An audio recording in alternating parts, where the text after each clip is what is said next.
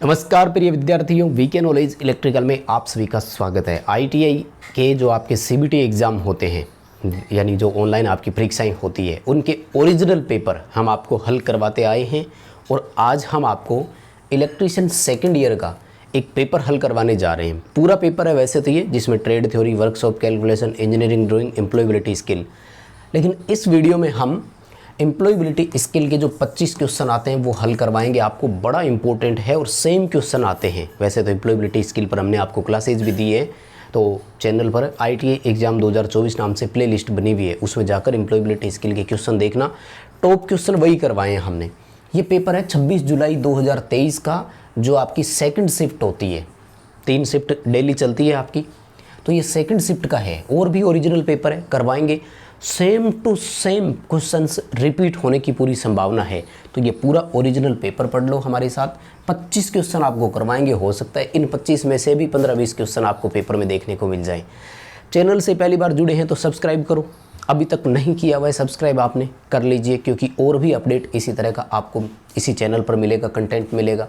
Video को अभी से लाइक कर दीजिए, दोस्तों तक ज़रूर इसे शेयर कीजिए आप अपने फ्रेंड सर्किल में, ताकि वो भी ओरिजिनल पेपर देख सके। पता तो लगे आपका सीबीटी एग्ज़ाम में पेपर आता कैसे है, कैसे क्वेश्चन आते हैं, सही गलत कैसे करना है।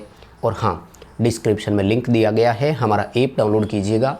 ऐप में आपके आईटीआई सेकेंड ईयर के फ्री टेस्ट अवेलेबल है, आप उनको अटेंड कर सकते हैं। नहीं मिले तो यूट्यूब पर एक वीडियो देख लेना, how to attend free test VK knowledge, आपको तरीका उसमें पता लग जाएगा। तो आइए शुरू करते हैं। मैं आपको सीधा एम्प्लॉयबिलिटी स्किल पर ले चलता हूं, क्योंकि पहले ये तो ट्रेड थ्योरी के हैं 38 क्वेश्चन, उसके बाद में आपके इंजीनियरिंग ड्राइंग और मैथ के 6 क्वेश्चन, और फिर एम्प्लॉयबिलिटी स्किल के 25 क्वेश्चन मैं सारे करवाऊंगा। ये पूरा ओरिजिनल पेपर, इसके लिए बस आप चैनल सब्सक्राइब करके रखो। बाकी के पार्ट जब ओरिजिनल वाले हल करके वीडियो ऐड करेंगे तो आपको उसका अपडेट मिल जाएगा, नोटिफिकेशन मिल जाएगा। सब्सक्राइब कर लेना ज़रूर अगर साथ में रहना है, अपडेटेड रहना है। आइए ले चलता हूँ आपको। तो आइए मेरे प्यारे विद्यार्थियों, ये है आपका सेगमेंट नंबर 4।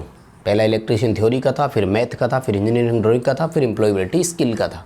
तो एम्प्लॉयबिलिटी स्किल्स ये रहा आपके सामने, और इसका नंबर 1 क्वेश्चन ये रहा। हिंदी इंग्लिश दोनों भाषाओं में है, जिसको जिस भाषा में समझना है समझ लेना। एक बात बता देता हूँ, ये है ऑफिशियल आंसर की, तो इसमें उत्तर साथ में दिए हुए हैं, तो हम फटाफट से 20-25 मिनट में देख लेते हैं कि क्वेश्चन कौन से आए, क्योंकि ये क्वेश्चन हम वैसे आपको क्लासेज में करवा चुके हैं। आपको तो ये देखना है कि बस हाँ ये क्वेश्चन ज़्यादा बार आ रहा है, तो उस क्वेश्चन पर थोड़ा सा आपको ज़्यादा ध्यान देने की ज़रूरत है। देखो क्वेश्चन क्या करें। जैसे जैसे टेक्नोलॉजी आगे बढ़ती है, हमारे काम करने के तरीके में भी क्या होता है, बदलाव आता जाता है, काम करने का तरीका बदलता है। मैं एक एग्जाम्पल आपको यहाँ पर दे दूँगा, पहले उत्तर देख लो। बी आएगा, इंग्लिश में बोलते हैं अंडरगो चेंजेस, यानी बदलाव आता जाता है। जैसे मैं एक छोटा एग्जाम्पल दे देता हूँ।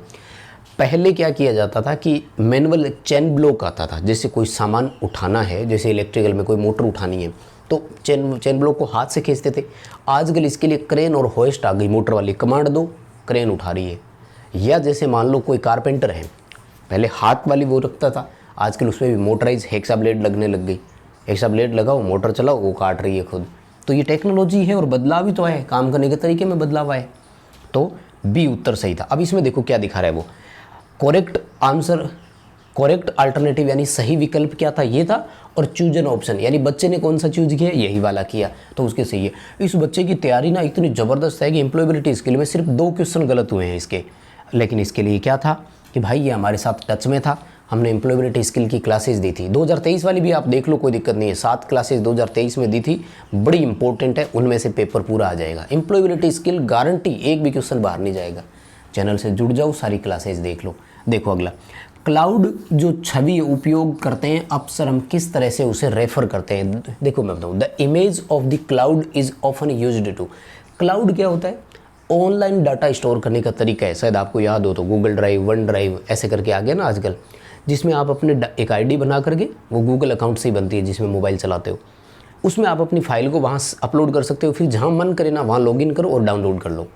तो इसे हम क्या बोलते हैं, डेटा बोलते हैं। कि आजकल ऑनलाइन डेटा हमने सेव कर रखा है हमारा, चाहे आपका कोई वोटर आईडी है, कोई फ़ोटो है, कोई साइन है, कोई मार्कशीट है जैसे, है ना, तो वो सब। तो जो क्लाउड होता है ना, इंटरनेट पर जो चीज़ हम सेव कर रहे हैं, तो उसको हमें ये कहते हैं कि डाटा सेव कर रखा है हमने। मतलब कहने का ये पूछ रहा है सवाल है कि हम क्लाउड को किस रूप में देख रहे हैं। तो क्लाउड डेटा शब्द के रूप में देखा जाता है, ठीक है जी। अगले क्वेश्चन पर आइए, थोड़ा बड़ा है तो छोटा कर रहा हूँ, स्क्रीन देख लेना। You are requested to complete the given assignment by Monday, this is an example of. देखो फॉर्मल इनफॉर्मल के क्वेश्चन बहुत आएंगे। मैं इस बार भी आपको 4 एम्प्लॉयबिलिटी स्किल की क्लासेस दे चुका हूँ, उनको देखना। पिछली बार 7 क्लासेस दी थी, उनको भी देखना। अभी ओरिजिनल पेपर हो रहा है और भी प्रोवाइड कराएंगे। चैनल से जुड़े रहना है आपको। सवाल सुनो क्या करें, वो कह रहे हैं कि आपको एक असाइनमेंट दी गई थी। असाइनमेंट का मतलब होता है काम देना, कि ये वर्क है आपको करना है। जैसे मान लो आपको बोल दिया कि एम्प्लॉयबिलिटी स्किल का ये 4 लेसन है, करके आना। तो सिंपल सी बात है कि ये आपको एक टीचर ने कहा होगा, तो ये हमेशा एक फॉर्मल प्रक्रिया होती है। फॉर्मल को हिंदी में बोलते हैं औपचारिक। अच्छा, कुछ बच्चे पूछेंगे कि पेपर हिंदी में आता है कि इंग्लिश में। कुछ क्वेश्चन ऐसे होते हैं जो केवल इंग्लिश में ही आएंगे। जैसे ये देखो, हिंदी और इंग्लिश दोनों में नहीं आया, लेकिन इससे पहले वाला हिंदी इंग्लिश दोनों में था। कुछ क्वेश्चन केवल इंग्लिश में होंगे, कुछ दोनों हिंदी इंग्लिश में होगा। फॉर्मल कम्युनिकेशन बोलते हैं। फॉर्मल का मतलब होता है औपचारिक, यानी एक पूरा गैप वाला तरीका है ना। बेलीचारा भाईचारा नहीं है इसमें, ठीक है। एक पूरा प्रॉपर चैनल से काम किया गया है कि एक टीचर आपको बोल रहे हैं कि ये करना है तो लीगल है वो एकदम। देखो नेक्स्ट, सोशल मीडिया में हम अपनी भावनाओं और अनुभूति को व्यक्त करने के लिए क्या कर रहे हैं? आजकल तो यूज कर रहे हो। जिसको समझ आ रहा है इस वीडियो में कमेंट करके भी बता देना। इमोजी बोलते हैं उसको। जैसे आपको व्हाट्सएप पर किसी ने ऐसी एक बात भेज दी जिस पर आपको हंसी आई, तो आप क्या करते हो? सामने वाले को हंसने वाली इमोजी भेजते हो, रोने वाली इमोजी भेज रहे हैं, उदास होने वाली इमोजी भेज रहे हैं। समझ गए ना? आजकल तो व्हाट्सएप पर तो खूब इमोजी है, आपने यूज भी करी होगी। इस वीडियो के नीचे इमोजी यूज करके बता देना कमेंट में कि सर ये रहा इमोजी, और फिर आगे कमेंट करना, ताकि पता तो लगे कि आप वीडियो को भी अच्छे से देख रहे हैं कि नहीं। तो इमोजी बोलते हैं उनको, याद है? पहले टेक्स्ट मैसेज में भी इमोजी हुआ करता था, उसको डिज़ाइन करना पड़ता था। जैसे हंसने वाले को करते थे ना, तो हंसने वाले को ऐसे यूँ डिज़ाइन करते थे, है ना। आजकल तो खैर बनी बनाई आती है। अगला सवाल देखो, कौन से विकल्प से आप स्लाइड शो प्रेजेंटेशन मोड में देख सकते हैं? आपने पावर पॉइंट में एक पीपीटी तैयार की। अब आपको क्या करना है? आपको जो स्लाइड्स है ना, उसको प्रेजेंटेशन मोड में देखनी है। मतलब आप खुद देखना चाह रहे हैं कि मैंने जो स्लाइड्स बनाई है वो वास्तव में किस तरह से शो होगी, सामने जो व्यूअर्स हैं उनको किस तरह से दिखाई देगी। तो इसके लिए पहले है ना, एक स्लाइड शो व्यू आता है ऑप्शन, उस पर क्लिक करके आप देख सकते हैं। यानी एक तरह से प्रीव्यू टाइप होता है ये, ठीक है ना। स्लाइड शो व्यू बोलते हैं। इस पर क्लिक करके आप पूरा आपका प्रेजेंटेशन उसको चला करके देख सकते हैं। और आपको लगे कि कहीं पर इफ़ेक्ट सही नहीं डाला गया, तो आगे डिलीवर करने से पहले आप उसको एडिट कर सकते हैं। ठीक है श्रीमान, अच्छा क्वेश्चन है। देखो अभी तक इस बच्चे का सही आ रहा है। करेक्ट अल्टरनेट और चूज ऑप्शन देखो बराबर चलता जा रहा है। मात्र 2 क्वेश्चन गलत हुए थे इसके पास, उसमें भी इसने कोई गलती करी होगी, वो भी बताऊंगा क्या गलती हुई है। सवाल देखो, ये विश्वास करना कि आपके पास अपने सपनों को प्राप्त करने की क्षमता है। यू बिलीव करना है आपको खुद पर कि आप कैपेबल है अचीव योर ड्रीम।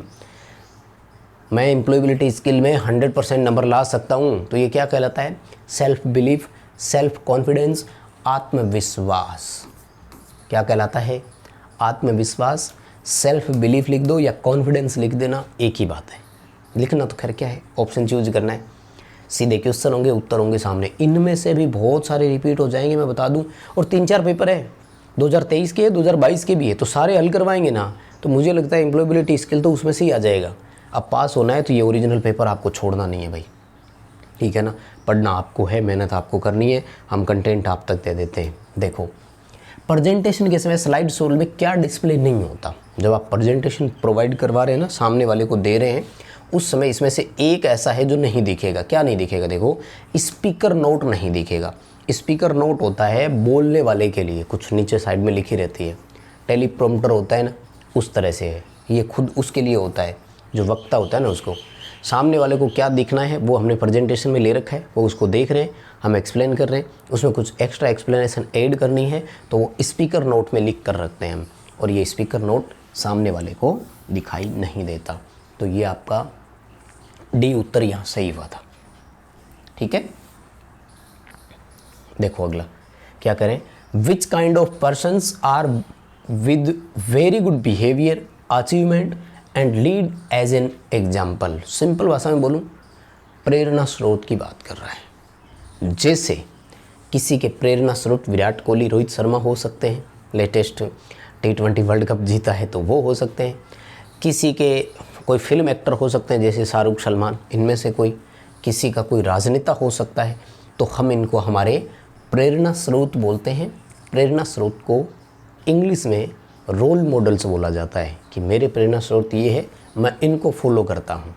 हम जिनको फॉलो करते हैं, जिनके काम करने का तरीका अच्छा लगता है, हम उन सबको, और जिनके व्यवहार अच्छा होता है, जिनके पास काफ़ी अचीवमेंट मतलब होता है ना, जैसे किसी का IAS ऑफिसर भी हो सकता है, कोई भी, किसी के टीचर हो सकते हैं जैसे विकास देवी कीर्ति सर है, खान सर है। तो ये सारे हमारे लिए क्या कहलाते हैं? रोल मॉडल्स कहलाते हैं। हिंदी में बोलेंगे तो प्रेरणा स्रोत बोल देंगे, जिनसे हम प्रेरित होते हैं। अगला सवाल, किसी संगठन में ICC का पीठासीन अधिकारी, शॉर्ट में बोलते हैं PO, प्रिसाइडिंग ऑफिसर बोलते हैं इसे, कौन होता है? ICC क्या है? दरअसल ICC होता है इंटरनेशनल क्रिकेट काउंसिल, वो नहीं, ये होता है किसी भी जो संगठन होते हैं, जैसे कोई फैक्ट्री है जहाँ पर मान लीजिए 1000-5000 एम्प्लॉय काम करते हैं, तो वहाँ पर महिलाओं का जो शोषण है उसके अगेंस्ट एक कमेटी बनती है, ठीक है ना। महिलाओं के शोषण के अगेंस्ट एक कमेटी बनती है कि कोई सेक्सुअल हैरेसमेंट ना हो या किसी और तरह का हरासमेंट उनके साथ ना हो, और इसकी अगर हो जाए तो कंप्लेंट कहाँ करें, तो एक टीम बनती है, तो उसका एक सीनियर मोस्ट ऑफिसर होता है। तो ये हमेशा मेन ऑफिसर वो बनते हैं जो वहाँ आपके उस ऑर्गेनाइजेशन में सबसे सीनियर फीमेल यानी महिला होती है। सीनियर लेवल फीमेल एम्प्लॉई, यानी कोई अधिकारी की पोस्ट पर बड़ी महिला है तो वो होगी, वो नहीं है तो उनसे छोटी कोई और है तो होगी, यानी जो पोस्ट में टॉप पोस्ट वाली फीमेल महिला होगी उनको वहाँ का अधिकारी बनाया जाएगा, ताकि वो बायस्ड डिसीजन भी ना दें, ठीक है। याद रखना बहुत इंपॉर्टेंट है। अगला सवाल देखो, इंटरनेट पर शेयर किए गए मीडिया प्रेजेंटेशन को क्या बोलते हैं? इंटरनेट पर आप कुछ भी डालते हैं, हम उसे वेबकास्ट बोलते हैं, क्योंकि इंटरनेट को वेब भी बोलते हैं एक तरह से। सबसे पहले पेज जो ओपन होता है वेब पेज बोलते हैं अपन उसको, होम पेज वेब पेज ही कहलाता है। वेब पेज HTML भाषा में बनता है, कंप्यूटर वाली चीज़ें याद रखना है ना। हाइपर टेक्स्ट मार्कअप लैंग्वेज बोलते हैं इसे, तो HTML भाषा में बनता है। वेबकास्ट आएगा, देखो इस बच्चे का ये वाला भी सही है, गलत कौन सा हुआ था मैं आपको बताऊंगा कैसे शो करते हैं। अगला सवाल, किसी वेबसाइट में आइडिया बैंक है, जब आप देश के सामने आने वाली समस्याओं की सूची कहाँ पा सकते हैं? सिंपल सवाल पूछ रहा है कि which website has an idea bank. Idea bank का मतलब क्या है? आप कोई काम कर रहे थे और उस दौरान आपके सामने कुछ चैलेंजेस आ गए, कुछ चुनौतियाँ आ गई, कोई परेशानियाँ आ गई, तो इसके लिए ना स्टार्टअप इंडिया नाम से एक वेबसाइट बनाई है। स्टार्टअप बिजनेस का ही नाम बदल दिया, पहले लोग कहते थे एंटरप्रेन्योर बोलते थे, या यूँ कहते थे कि बिजनेसमैन है, आजकल उसको बिजनेसमैन नहीं एंटरप्रेन्योर बोलते हैं। और पहले ये कहते थे कि खुद का बिजनेस करते हैं, आजकल कह रहे हैं कि स्टार्टअप करते हैं। कोई भी बंदा जो अपना खुद का काम कर रहा है, खुद का जिसके पास व्यवसाय है, उसे स्टार्टअप कहा जाता है और उसको उद्यमी कहा जाता है। अपने भी अप्रेंटिसशिप वाला है एक टॉपिक, उसमें से क्वेश्चन आएगा। अगला सवाल ये आ ही गया, देखो, बड़े पैमाने पर उद्यमिता को क्या प्रोत्साहित करता है? What increases entrepreneurship in a grand scale.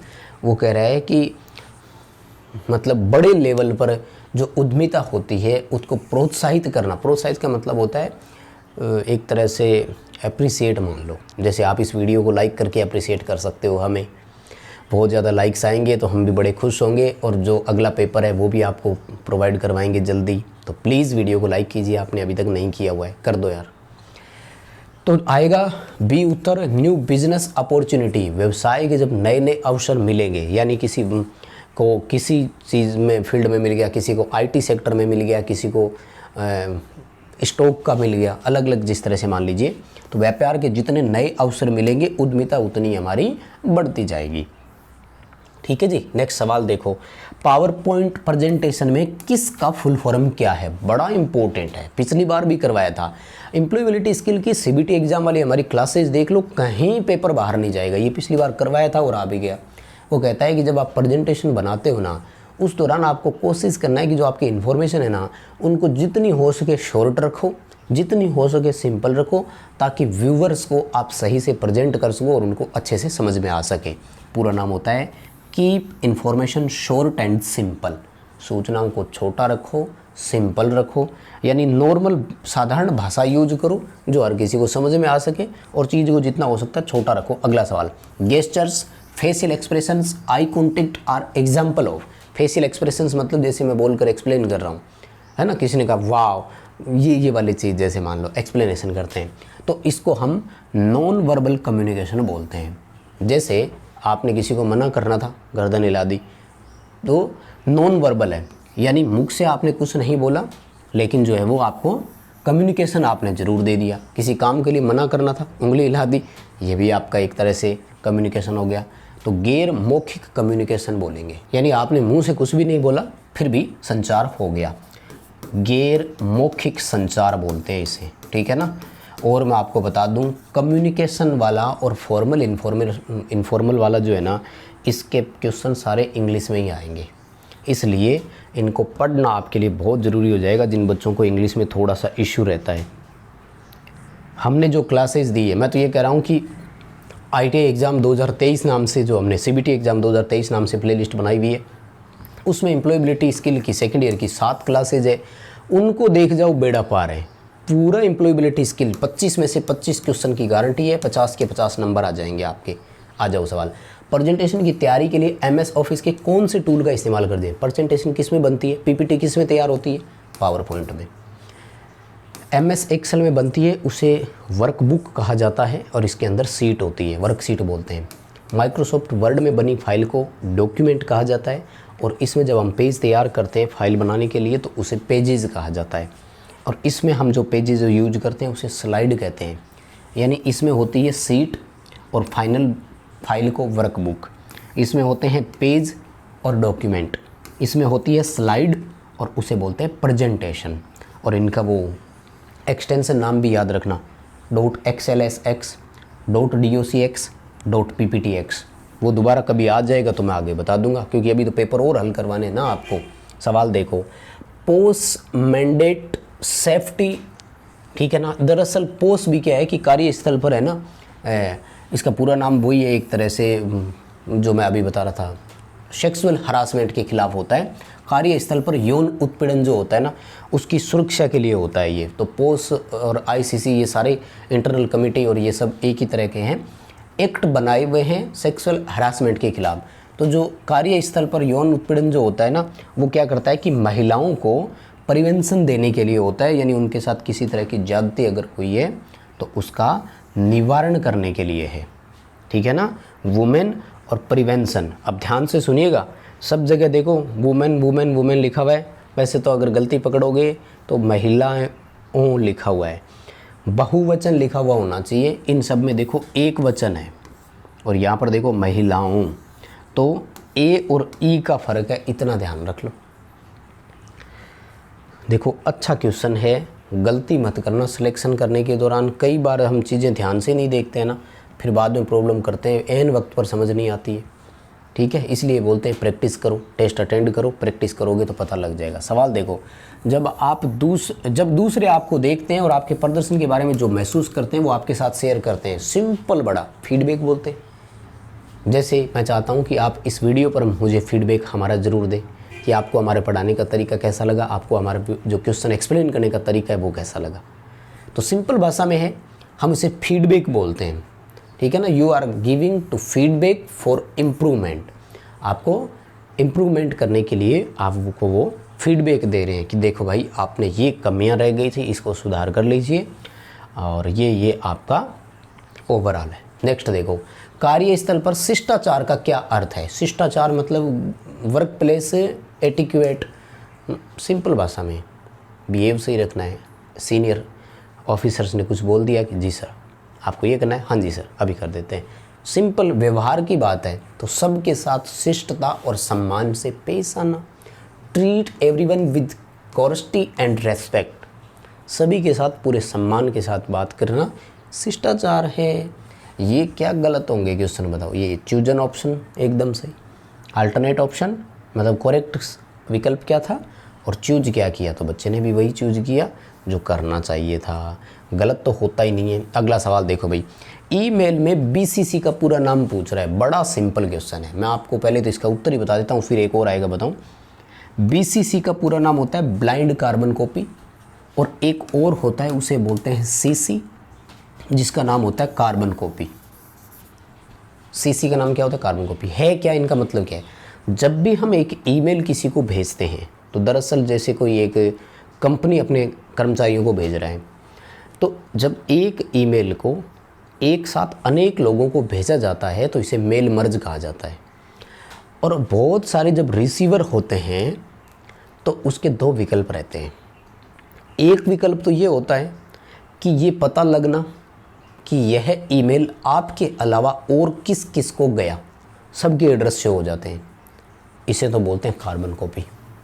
और एक ये होता है कि एक ईमेल एक साथ आपने अनेक लोगों को तो भेजा, लेकिन रिसीवर को ये पता नहीं लगता कि मेरे अलावा और किस किस को ये ईमेल मिला, उसे बोलते हैं ब्लाइंड कार्बन कॉपी।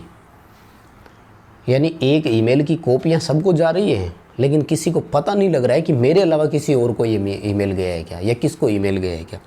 इसे बोलते हैं BCC, ब्लाइंड कार्बन कॉपी।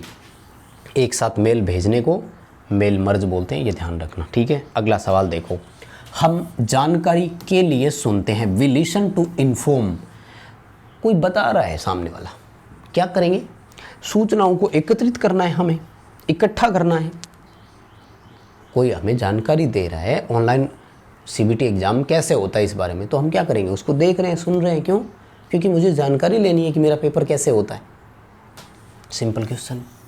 अब यहाँ ये इस बच्चे का गलत हो गया, इसने क्या कर दिया था? नो कर दिया था कि हम जानकारी जो है वो जानने के लिए सुनते हैं, चीज़ें जानने के लिए, जबकि सही आंसर होगा गैदर। गैदर का मतलब होता है इकट्ठा करना, ठीक है ना। इन्फॉर्मेशन को गैदरिंग, अपने पास एकत्रित करते हैं, ठीक है ना। ये इस बच्चे की गलती हुई थी, आप ध्यान रखना। मैं चाहता हूँ कि आप तो पूरे 25 में से 25 सही करें, 50 में से 50 नंबर लाएं। एम्प्लॉयबिलिटी स्किल पूरा सहयोग रहता है परसेंटेज बढ़ाने में, इग्नोर मत करना इसे। सवाल देखो, जब हम एक वर्ड फाइल को PDF में बदलने का प्रयास करते हैं तो इसे क्या बोलते हैं? डॉक्यूमेंट को बदला जा सकता है ना, तो इसे बोलते हैं डेटा कन्वर्जन। क्या बोलेंगे? डेटा का रूपांतरण या डेटा का कन्वर्जन करना, ठीक है। कॉपी करना तो होता है, समझ ही गए आप, एक चीज़ को दूसरी जगह और ले जाना। JPG फ़ोटो का वो एक्सटेंशन नाम है, और DOC तो अब नहीं है, MS वर्ड फाइल का है, .docx एक्सटेंशन नेम है। अगला सवाल, while addressing your boss you should be. Simple, आपका बॉस आपको संबोधित कर रहा है। एड्रेसिंग का मतलब संबोधित करना होता है, मतलब मीटिंग लेने आ रहे हैं, आप किसी कंपनी में काम कर रहे हैं, आपके जो सीनियर है, आपके जो बॉस है, वो आ रहे हैं और आपको टारगेट बता रहे हैं, आपको कुछ बातें बता रहे हैं, तो एकदम प्रॉपर तरीका हुआ ना, ऑफिशियल वर्क हुआ, तो इसे फॉर्मल बोलेंगे। पूरा औपचारिक है, पूरी तरह से। वो आकर आपको कहेंगे कि ऐसे ऐसे आपको काम करना है, या आज आपको ये करना है, या कल आपने ये जो हमने आपको टारगेट दिया था, या जो भी हमारा टास्क दिया था वो पूरा हुआ कि नहीं, उस पर क्या प्रोग्रेस हुई। तो ये सब पूरा एक फॉर्मल प्रक्रिया होती है, एक प्रॉपर औपचारिक तरीका होता है। अगला सवाल, जो किसी व्यवसाय की शुरुआत करते हैं उस व्यक्ति को क्या बोलते हैं? आ गया ना। पहले तो इनको हम बिजनेसमैन बोलते थे, आजकल बिजनेसमैन नहीं बोलेंगे। व्यवसाय की शुरुआत करने वाले को एंटरप्रेन्योर बोलते हैं, लेकिन व्यवसाय में शामिल हर व्यक्ति बिजनेसमैन कहलाता है। यहाँ बिजनेस क्यों नहीं कर रहे हैं, ध्यान से सुनिएगा। वो कह रहा है कि a person who associated with the starting of business, business की शुरुआत करने वाला, जिसने नींव रखी थी, जो उसका मालिक है, उसे हम एंटरप्रेन्योर बोलते हैं। हिंदी में बोलेंगे उद्यमी। क्या बोलेंगे? उद्यमी। साल बाद में एक और पार्टनर जुड़ गया, दोनों बिजनेसमैन है, लेकिन सेकंड वाले को आप उद्यमी नहीं बोल सकते। बिजनेसमैन है, दोनों पार्टनर बिजनेसमैन है, लेकिन उद्यमी नहीं है, ठीक है। एंटरप्रेन्योर करना है, डी उत्तर करना है, पढ़ लो, पेपर इसमें से भी रिपीट हो सकता है। सवाल अगला देखो, कौन सी फंक्शन की स्लाइड शो शुरू करती है? स्लाइड शो शुरू करने के लिए F5 दबाते हैं, और करंट स्लाइड से अगर देखना हो तो Shift+F5 दबाते हैं। क्या दबाते हैं? Shift+F5। याद रहेगा क्या? इसमें 15 सीटें आपने बनाई। सॉरी, अचानक लाइट चली गई थी थोड़ी सी, कोई बात नहीं। देखो वापस तो ये स्लाइड शो फंक्शन का यहाँ तक का हो ही गया था। शिफ्ट प्लस F5 और F5 दोनों का याद रखना। और देखो लास्ट 25वां क्वेश्चन क्या कह रहा है, which one is an active voice verb. देखो एक्टिव और पैसिव दो होती है हमारे इंग्लिश में जो वर्ब की फॉर्म होती है वो, ठीक है। तो एक्टिव वॉइस जो होती है वो हमेशा एक तरह से प्रेजेंट टेंस की तरह होती है, और पैसिव वॉइस जो होती है वो पास्ट टेंस की तरह होती है। यानी पैसिव में ये बताया जाता है कि उसने मुझे ऐसा कहा कि, जबकि एक्टिव में होता है कि उसने मुझे कहा। तो बी ऑप्शन है जैसे लर्न, यानी वर्ब की फर्स्ट फॉर्म होती है हमेशा, ठीक है। जैसे देखो इज लिस्ट क्या दे दिया, लिसन दे दिया, वाज लिसन दे दिया, विल बी लर्न दे दिया, तो लर्न इसका उत्तर हो जाएगा। बस माय डियर, ये थे 25 क्वेश्चन ओरिजिनल पेपर। एक है ये 19 जुलाई का भी है, और भी बहुत सारे पेपर हैं आपको प्रोवाइड करवाएंगे। आप प्लीज़ इस वीडियो को लाइक करेंगे, चैनल को सब्सक्राइब कर लो, क्लास अपने दोस्तों तक ज़रूर पहुंचाइए। डिस्क्रिप्शन में लिंक है, ऐप डाउनलोड करो और हमारे फ्री वाले टेस्ट अटेंड करो। बहुत बहुत धन्यवाद।